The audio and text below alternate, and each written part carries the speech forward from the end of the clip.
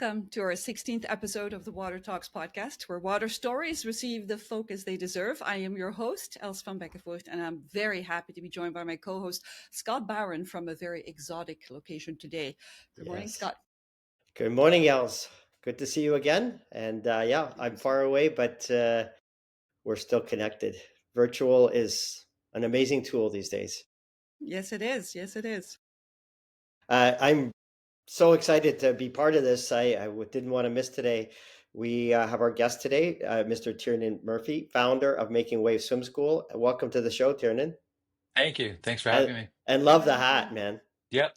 Actually, I have another hat that I should show you. It's one of my other favorite hats for this time of year. Oh, here comes the Irish in it. Oh, there's the Ta-da! Grinch. Oh my gosh, Tiernan, I can't believe it. We'll go back to Santa Claus. Yeah, I think that's better for All sure. right. For sure. All right. All right. That's great. I like the Grinch. Listen, let's get this going.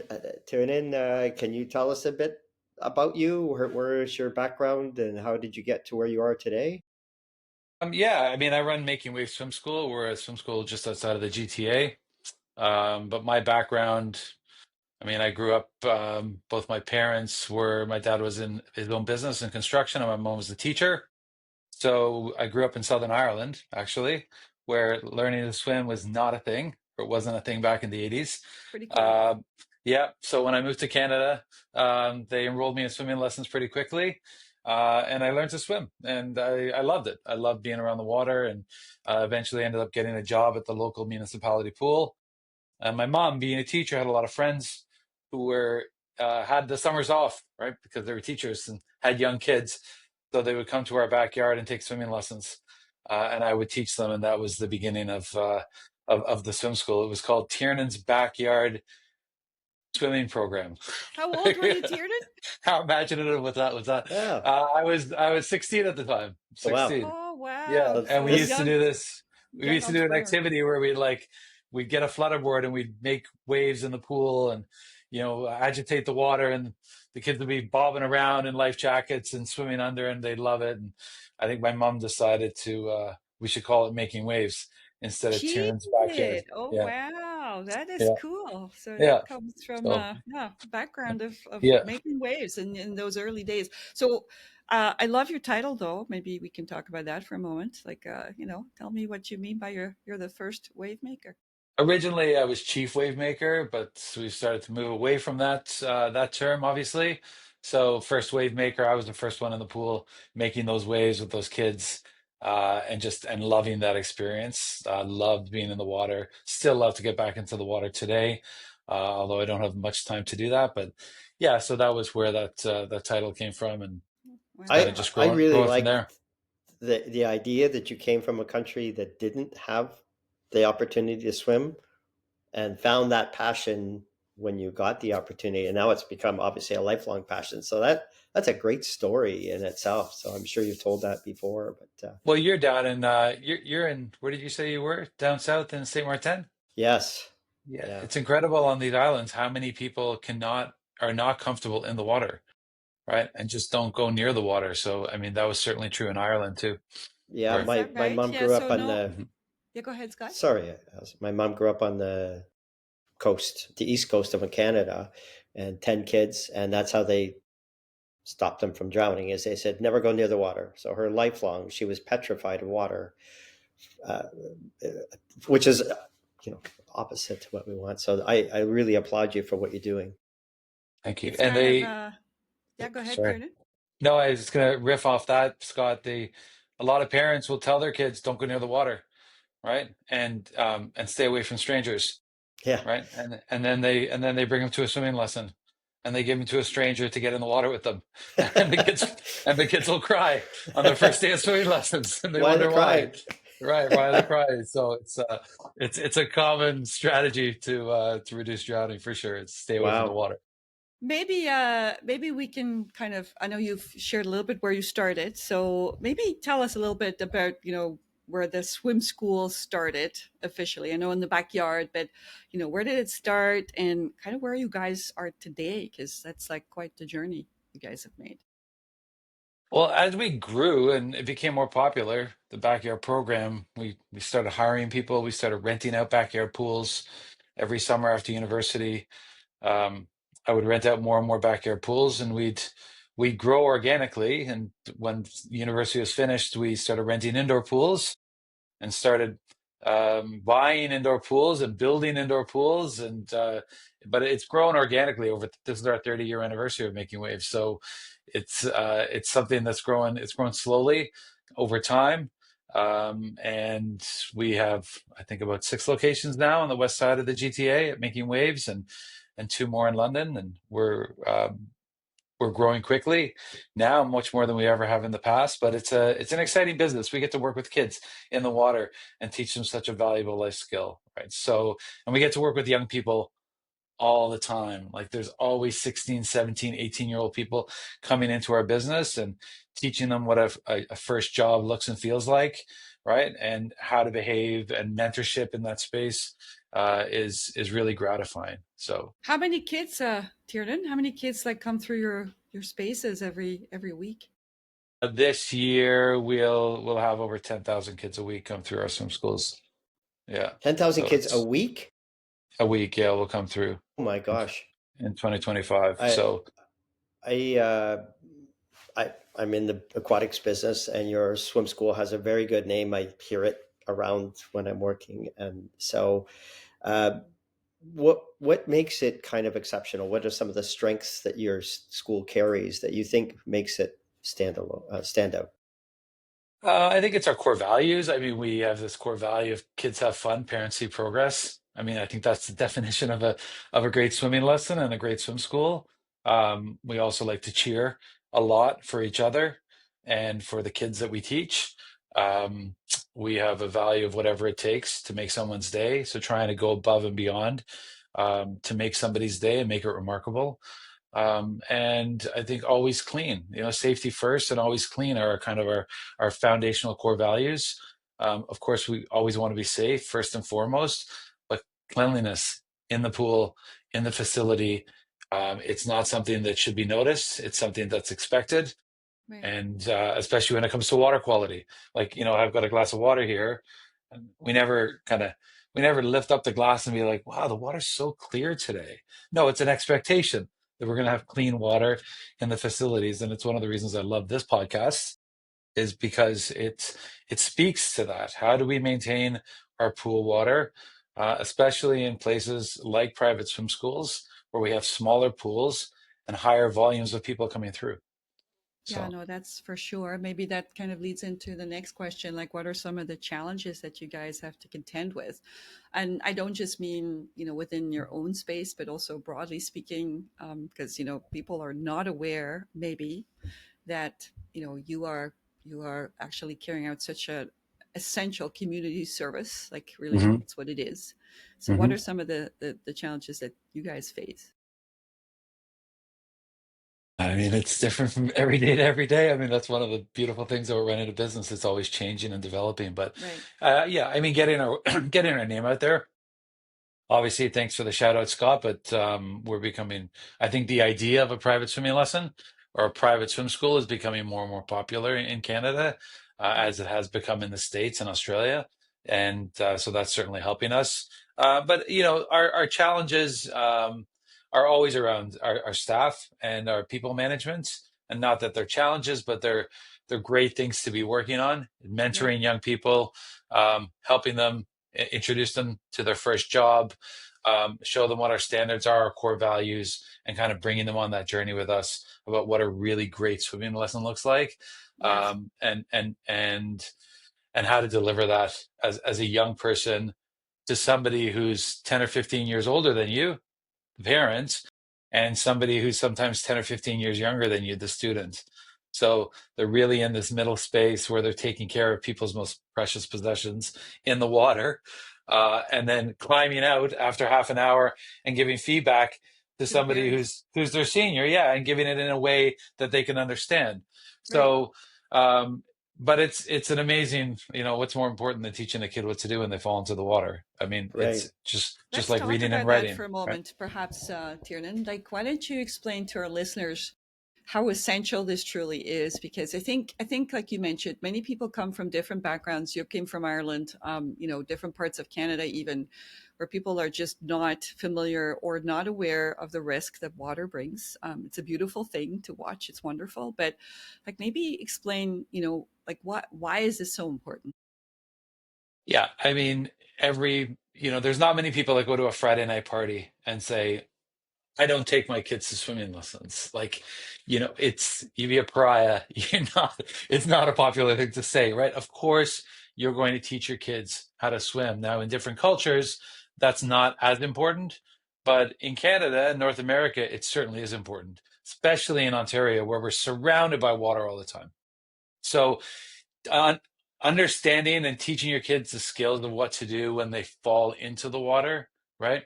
How to turn onto their back so they can breathe, how to get back to safety, how to reach up and climb out of a pool, elbow, elbow, belly, knee, knee, like the process of getting out of a body of water. All those things are just fundamental skills. It's just like reading and writing. And so we do that for individuals in the evenings and weekends. We also do it for school groups during the daytime, where Oh yes.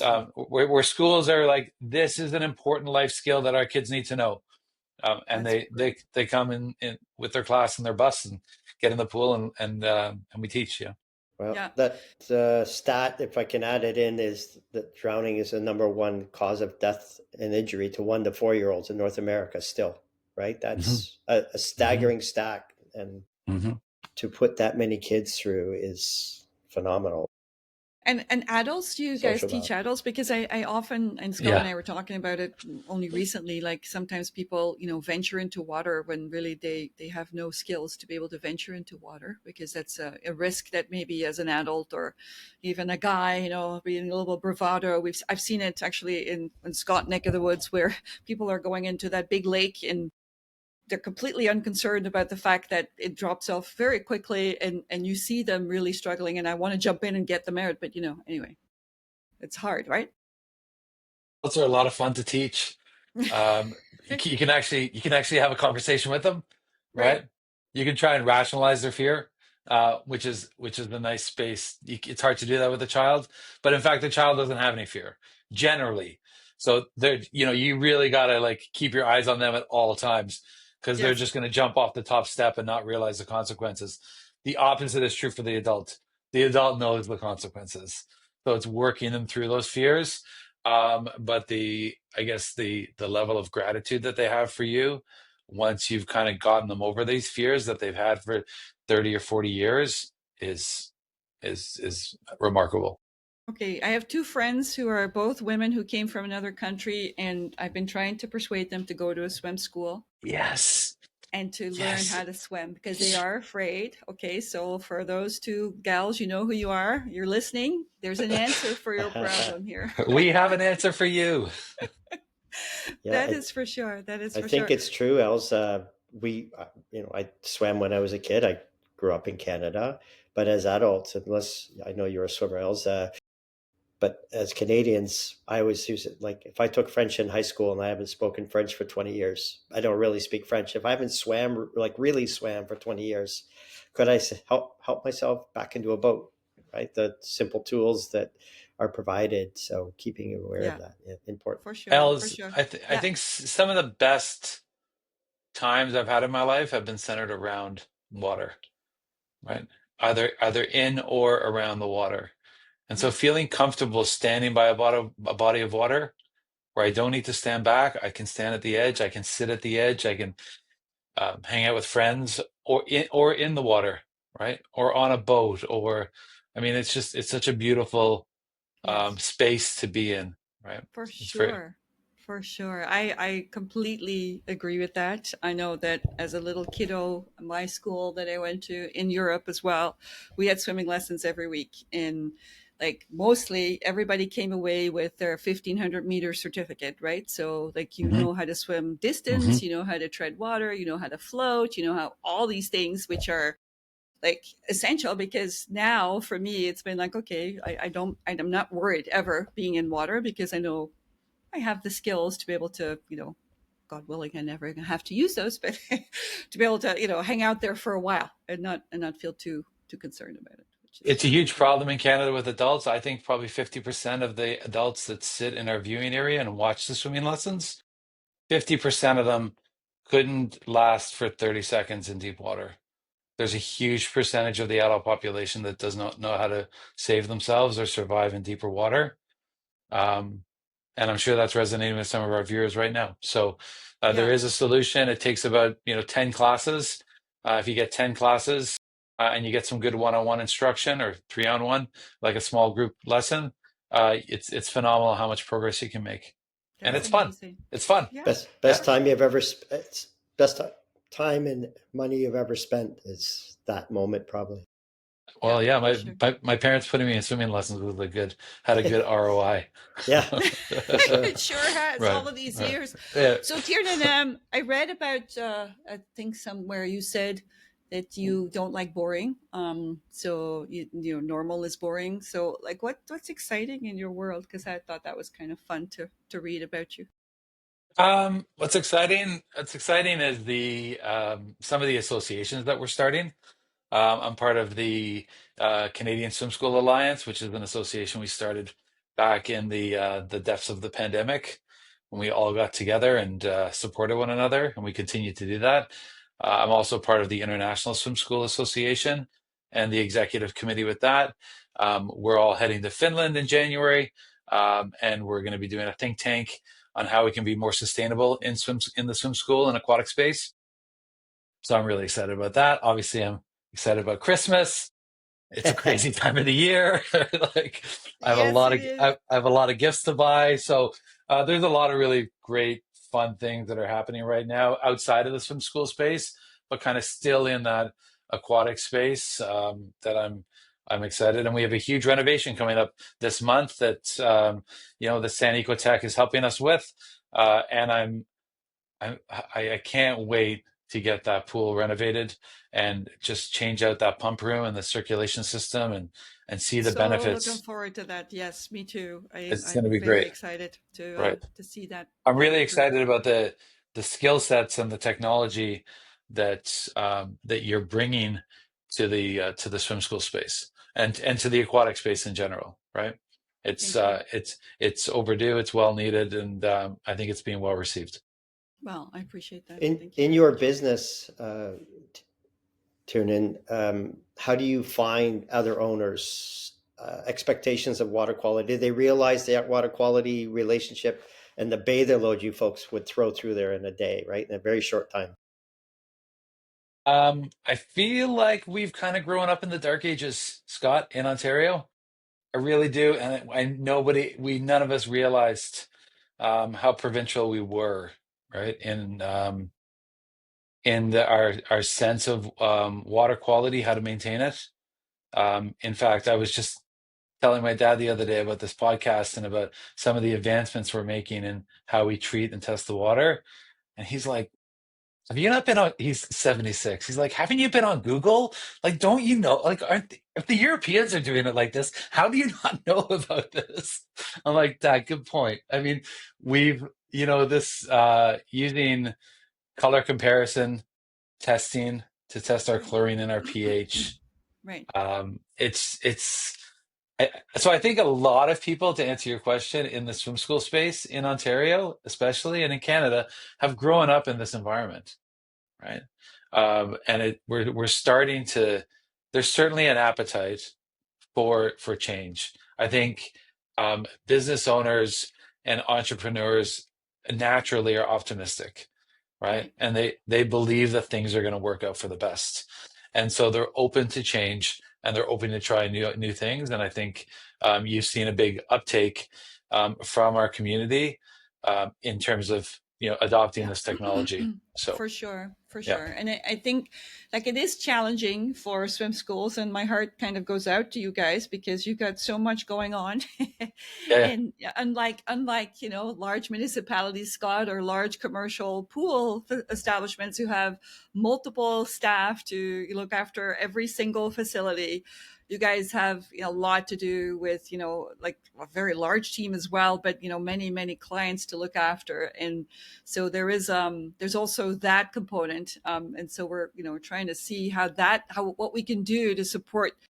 smaller facilities, but actually that have as many people going through them as a much larger municipal pool potentially, right? And I think Yeah. those are some of the challenges for sure. And for you folks, our business doesn't do a good job of giving you good information, right? You were at our conference this year, Tiernan, and it's the first time we had a sold out day, and that's taking what do I know and then elevating that experience. So I was really happy with that, and I think it is showing that the appetite is growing for that. So it's messaging is part of it. Our business as folks who feed Yeah, information to our and business educate. has Yeah, has to be educational, has to increase.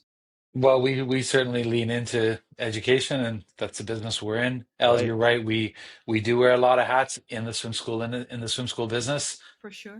What I loved about your conference and that day, that workshop that we had, it wasn't just swim schools. There were public operators there. It highlighted a beautiful facility in Oakville that's very well maintained and leading edge, um, cutting edge in terms of the technology they're using and how well that water is maintained. But also the presence of public health inspectors Right. at that event, right? Really bringing in the entire community to say, let's get educated together on this. I thought that was brilliant because they are part of the They are. relationship that we have, Yeah, and at Making Waves, we really try to. It's not an adversarial relationship that we have with our health inspector. It's a collaborative relationship, and that paid dividends during COVID when they were in control of opening us and closing us, sure. and working with them. They have the same anxieties and concerns. They have young kids. They know what we're trying to accomplish. We understand and appreciate what they're trying to accomplish. Having them in that room was a game changer. Yeah. Yeah. No, I don't Excellent. disagree. I think it's good to bring all stakeholders together, and everybody has their own unique perspective or goals to achieve. But ultimately, it can kind of bring us all together to do a better job, Mhm. right? To kind of lift Absolutely. everybody up. And that's the goal. And I know you like to do things well. Like I see that everywhere when I visit your facilities, when I connect with your team, when I see how your staff interact with students, that like that excellence does come through all of the time. So, how do you encourage other pool operators to start to apply those principles that you're trying to foster within your core values within your business? How do you tell other people? And obviously, within your associations, you have the opportunity. But people listening right now and saying, "Okay, I'd like to kind of do the same thing." How do I start? I think you start with your culture and the way you treat your people. So the Peter Drucker had a quote. I think culture eats strategy for breakfast every single day. Right? I love it. I mean, a strong people-centric culture inside your facilities is key. Like, do you know your team? Do you see them? Do you know who they are as a person? Um, do you support them? Are you having conversations with them about what's okay and what's not okay, what the expectations are, and mentoring them and helping them to deliver a great product? I think that sense of teamwork, that sense of community, having a small staff that's really well connected and supporting one another is the foundation to running not just a great swim school, but a great business, regardless of what it is. Right. Very true.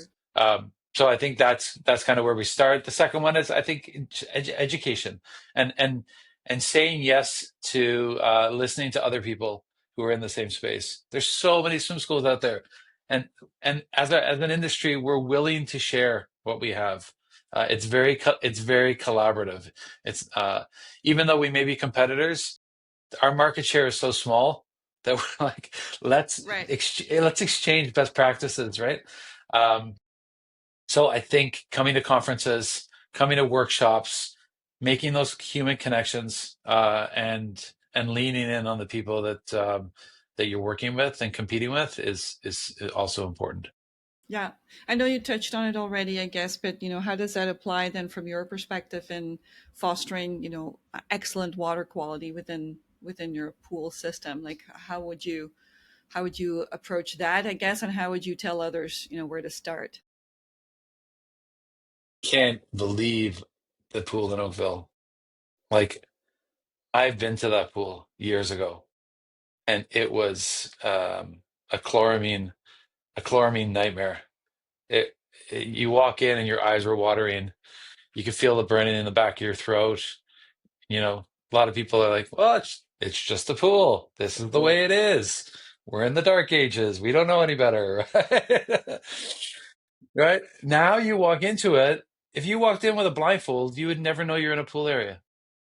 Right? You walk in, you take a deep breath. You're like, this is really nice in here. What have you guys done to the place? Did you paint it? Like, what's going on? Something's different.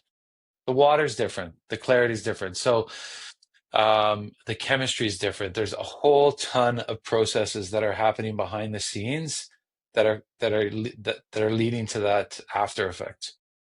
So I I'm thoroughly impressed by that, and the things that we've learned about water filtration and water care from you have been game changers for us, and they make so much sense, right? Like, what was it? Proportional or variable speed dosing? Yeah, Like, proportional. okay, Yeah, yeah, dosing. proportional dosing. Sorry, yeah, makes a ton of sense, right? Of Why? course. Yeah. Putting when I saw your chart on the effectiveness of chlorine at different pH levels, like, hello, yes, of course I want to keep my pH at the point where Optimal, at the optimal level where it's so much more effective for the chlorine, right? Because but this not stuff's too low. not too low, not too high, but right in that sweet spot, Right in the sweet spot. Exactly. Makes a right? huge difference. It's such a small thing, right, Scott? Like we talk about it, but it is like And it it doesn't have to makes cost $1 million. It's understanding. Back to training, It's right? You started with, I train my people, and part of my people in our side, I'm an operations person. From our Mhm. side, us understanding it and continuing with it through the business, the life of a pool, not just me knowing and not sharing it. It's part of the standard that we carry. for sure. So there's just a like air assisted backwash, getting to the bottom of those filters, making sure the whole thing's churned up, or where the chlorine's going into the line, and then the pH is going in, or the acid line is going in, like pretty close to it. You're like, okay, what's the pH of that water? Oh, that's also really low. Instantly, my chlorine is ineffective. I Well, it's low. Your chlorine is going to generate all kinds of disinfection byproducts. yeah. So that's what's going to happen over there. And like I say, there's simple things. It's interesting because there are different philosophies, and the aquatic space is still a little bit of cowboy land, eh, Scott? We've talked about that as well. Sometimes it can be, but at least what I'm seeing in general is that both the North American philosophy in the Model Aquatic Health Code and European regulations, they're converging, and they really are kind of coming to the same conclusions, which is, okay, let's get the fundamentals right.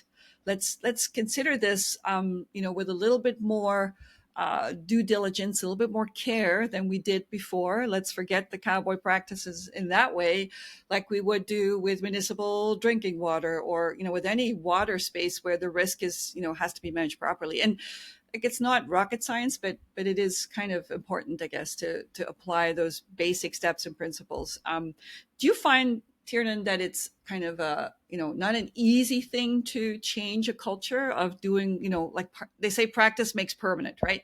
So it's not an easy thing to change something that's always been good enough, or that's like, it's not that it was bad, but what are your thoughts on that? Like, how do you? I know it's culture, but I think it's first of all, it's got to make sense.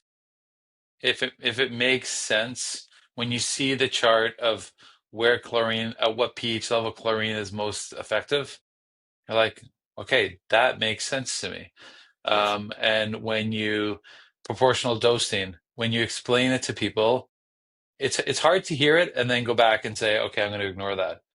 The problem in aquatics is there's been a lot of snake oil being sold over the years, right? And yes, people will come to you and be like, I have a, you know, I have a solution for your chloramine problem in your pool.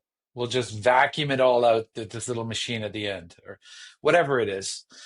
So I think it's around understanding that, yeah, that makes sense to me, and here are the reasons why, and yes, then spreading that word. I think once, like I said, once you've seen it, it's hard to unsee it.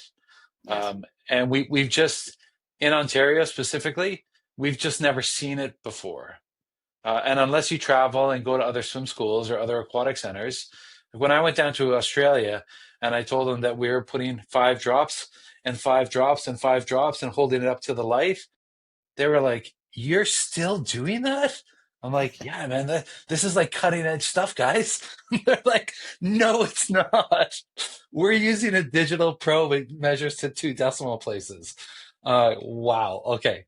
So, when you've seen that, you know that there's a better way, and and I think you have to pursue that. And you Yeah, stepped and Scott, outside of your space right. and not only heard it in from Els and this internal business, but seen it outside of Canada where modernization has already happened. So Yeah, that's and big. it's sticky. It's sticky technology because you look at it and you're like, this makes a lot of sense. It's like picking up one of these things, right? It's hard to once you've seen this, it's hard to put it down. It'll never And I work. think yeah, like it's hard to do your 5 drops afterwards and be like, why are we still doing this? Right? Yeah. No, So I agree. And Scott, I think you see it as well, right? In your CPO classes, like obviously there's kind of the lowest common denominator, but education is a big part of all of this, and there is an openness for some people, not For everybody, some but people, I really make it my business to keep current. So when I'm teaching a class, you'll see what Tiernan basically indicated. They'll go, "Oh, I've been doing this for 10 years, but I didn't know why." My thing with when I teach is always, this is why this works. right. And after you've heard that and it makes sense, how do you how do you say that guy's all wet? Yeah. So And then, sometimes it's a little bit tricky because when you're going digital as well and kind of trying to explain the whole value behind good data, like it's not always the easiest thing in the world because the operator is really much more concerned about I gotta service all of these things. I gotta do all of those, different components, and I gotta keep it going here.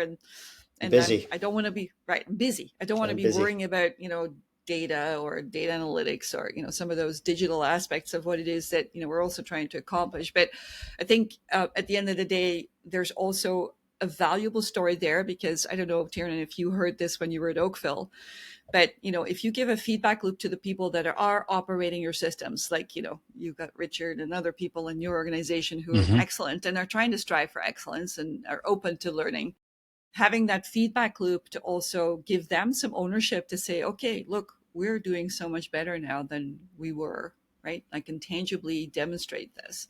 And it kind of, it hopefully, I don't know, I'm going to ask you, it encourages people to keep up and keep doing what they're doing, right? Absolutely. I mean, it just the water, the visible change in the water quality, the change in the coaches when they get out of the pool, say the water felt great, right? The metrics that are coming in, it's a positive feedback cycle where they're Yeah. like, yes, this what we're doing is actually making a difference, and them understanding the why behind why we're doing this, just feeds back into that again.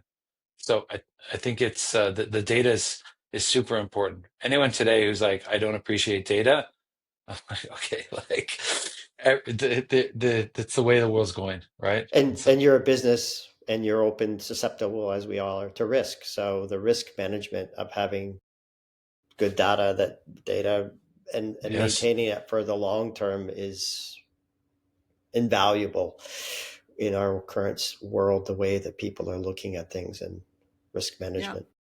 For sure. I mean, I know you mentioned already about, team building and how do you build strong teams, I guess. Like I know you pay a lot of attention to that, to training, to connecting with people, to correcting them. Is there anything else that you feel you want to share in that sense? Because I think the hardest thing, Scott, that we've talked about many times is, there's a real shortage of good quality people in the aquatic space. Like that's a predominant problem that we see everywhere.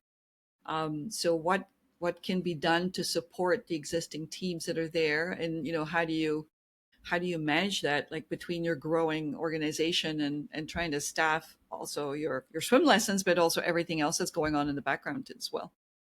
yeah, I think we are a training business, right? Whether we teach kids how to swim and train them in that skill set, but we also train our coaches on how to teach, and we train our operators on how to maintain. and our managers on how to HR and people manage. And so there's a lot of training that happens in our space. It starts with with solid, good training programs. It's bolstered by cheering for one another and the positivity around the great work that we're doing, so that they buy into the why. But I think it's about evolving too, because as the business grows and gets larger and larger, the skill sets of the people inside the business also need to grow. And the growth of the business can sometimes grow past the skill sets of the people that are there. So it's incumbent on the people that are working in the business and with us to continue to evolve, and it's incumbent on us to make sure that we're also helping them get there. And we've seen that on the maintenance side. When we were maintaining one pool, it was relatively simple, right? We're maintaining 6 pools now in the West GTA, and 2 now in London, so 8 in total, and it's more challenging. Much harder. It's our challenge, and so the training used to take place through kind of diffusion. I would hang out with Richard, and Richard would learn how to do the things through working with me. Now all that stuff needs to be automated and scripted, and on videos and uh, checklists and all the processes that go into that. So I think, but keeping up with the new technology and understanding these best practices, and trying to get rid of these old ways of thinking, So right? one of the things that we've been developing, and also again, the town of Oakville is very progressive in that way. They have their learning management system. They do a lot of that online, and so we've been trying to coordinate and really get a lot more video content uploaded to the Water Health Index. Making that also like a certification process, or kind of a training process. And Scott and I kind of talked about this in the background a lot, because CPO, by law, they don't have to do it every 6 months, right, Scott? Like, it's not something that they can do like all of the time. It's something that they have to get refreshers, and they have to have the tools and resources. So, like, really, that's been the key for me as well. How can we scale this knowledge? How can we scale this expertise? How can we make it readily available so that everybody can go and look it up and say, okay, now I understand why I have to do so and so, like why my connectivity is really high, I just have to dilute it, and because I'm actually, my meter doesn't go that high, or like lots of many little examples, and lots of different things that people are faced with every day. So, automating some of those processes, would that be helpful to you as an organization? Like, how would that work for you guys? Yeah, absolutely. Anything that we can get on one of these, right, or on a screen that people can, that's best practices that people can dial into, is excellent. I think what you're doing, um, in terms of this podcast and in terms of the training resources that you have, they're excellent. And you will hit a tipping point where more and more and more people are talking about it, and they're relaying the positive impacts that it's having on their business. And that's just going to continue to grow and grow. But having a suite, a library, like an LMS, that allows staff to dial in for their specific problem, and zone in on exactly what the solution is for that, best practices, is ideal. That's what Yeah, one of the things I love about ChatGPT is it goes straight to the source, I right? know. I don't need to read through 3 or 4 websites to find it. I just ask it the question, it does that and gives me the answer. And so having resources like that, would be cutting edge in the Ontario aquatic space. Cutting edge. So you're growing. The swim school business is growing. Hmm. Tiernan, what can you talk to us a little bit about the Canadian Swim Pool Association? What's its mandate? Yeah, the swim school alliance. Yeah, so our mandate is to teach Canada to swim. All right, we know that there's a drowning problem, like you alluded to earlier, Scott, with young children around water, and we know what the solution to that problem is. The solution is teach them what to do when they do fall in the water. So there's a group of about 80 swim school owners across Canada, the States, and Australia, who've come together, and we share best practices. We have conferences. We're having a conference coming up at the end of May in Niagara Falls, that hopefully both of you will be at, and it's a great opportunity to connect and learn from one another. So it's a wonderful association. It's very collaborative. It's wonderful. We support one another. We cheer for one another, and I think we're all better because we're associated with one another. So Yeah, it's a really really cool organization to be a part of. Yep. Sounds like it. Yeah. Awesome. I've Congratulations. heard That's that. rare. Mm. Yeah. Yeah, no, I know for sure, and I think it's so necessary, right? Because like there are other aquatic organizations, but they're not necessarily specific to the space that you guys are in. And having met some of your members, they really, really speak highly, Tiernan, of your support and leadership in that sense as well. I think people feel like they can come to you and when you're the first wave maker, it helps others too. Well, I'm lucky to be connected with them, and I think there's if you're an organization in Canada that's teaching children to swim, then you're a swim school and there's a space for you. So whether it's YMCA's, Boys and Girls Clubs, or municipality programs, Right, we can all learn from one another. I learned for so sure. much from being in Oakville, right? Their processes and systems and the resources they're able to throw at maintaining that pool, huge Yeah, benefit to us. And they can learn from us in the how to deliver a really high quality swimming lesson. So programs. yeah. Yeah, no, Yep. for sure. I Hmm. appreciate that as well. Yep. Yeah. Um, We're kind of winding down a bit. I understand you travel a lot. Is that correct? I do. I haven't met a destination I don't like. Any, we don't want to hold you. I know you have another event today. So, any great stories quick that people might appreciate? No, I mean, wherever I go, I always look for a swim school. I always look for a swim school that I can connect with. We're off to Finland in January. Last year, I got an opportunity to go to Dubai and meet a whole bunch of swim schools there. Love going down to Australia and connecting with the friends down there in the swim school industry. So, and all the swim school owners that we know across the states, we've developed some lifelong friends with those people, and they're just wonderful human beings that are doing such an amazing thing and teaching kids how to survive in and around the water. So, yeah, I love I love traveling, and I always look forward to my next. We only have so much time. adventure. Yeah, there's only so much time we have, so let's try to see as much of this big rock as we can. So I love it. Yeah. Sure. Yeah, And it's nice to combine the two, right? So if you're able to do that as well, it's really neat yeah, because you I, you yeah. get to I'm you in get to St. learn. Martin, and I down on the Dutch side, and I just spent an hour yesterday walking around the facility, checking out all those filter systems. See, we all go to the folks who we're familiar with. Oh We had a gosh. great old chat, and I actually ended up explaining some of the equipment he wasn't very familiar with, right? So Yeah, it was good for both of us. Really nice yeah. guy, yeah. So That's those are My always hilarious, kids, great, Scott. my like-minded. kids Can't thinks help it. I'm a geek because I'll go to the swim school. I'm like, can I see your filter room? Yeah. I love it. I know, but it's always fun, right? It's always interesting, and so it's kind of like we have a colleague in Belgium, Scott and I know very well, and Ludo always talks about that. It's not his job; it's his hobby. Like he's a water geek, and I think it's so wonderful when you can combine your passion with also your work.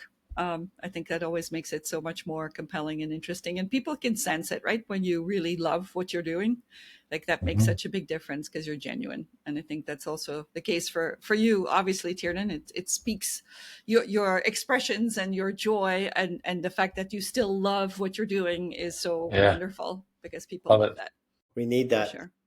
Work is Yeah, love. The work is love made visible, as Khalil Gibran said. So it's a when you love what you do, it really does feel like. And there's always hard times. There's always challenges, but overall, it's a great space to be in. So labor of love for sure, labor of for love, sure. absolutely. um Yeah. any final thoughts of wisdom? I mean, obviously I think it's been a very interesting conversation. I'm delighted. I'm hoping you'll join us again in the future as we get into the nitty gritty of some of the wonderful things that you're doing. But any other thoughts you I want to love what you're share? doing. I love this platform. I love that you're getting this word out. I think we all need to hear this message. It's so important. I'm excited that you're going to be at the conference in Niagara Falls at the end of Can't May. wait. I think there's going to be an opportunity there to talk about this in person and to continue this education process. So I invite all the listeners to check us out at the Canadian Swim School Alliance and take a look at that conference in Niagara Falls. It's going to be a great experience. Wonderful. Wow. So you're a guy who started in a backyard pool, Yep. built a business, have that passion, Mm-hmm. obviously share it. So life is good and very much appreciate it. This is a pleasure talking to you today. I feel like I could talk 2 or 3 hours easily, and I'm sure you find that with people. You have a great Yeah. feel about you. So uh, thank you for joining us. This is a great day. Well, thanks for having me, and enjoy the holiday seasons. Yes. It's a beautiful time to connect and give back and share, right? It is a beautiful time. Thanks, Tiernan. And also thank you to our audience for joining us in this non-boring, very exciting conversation.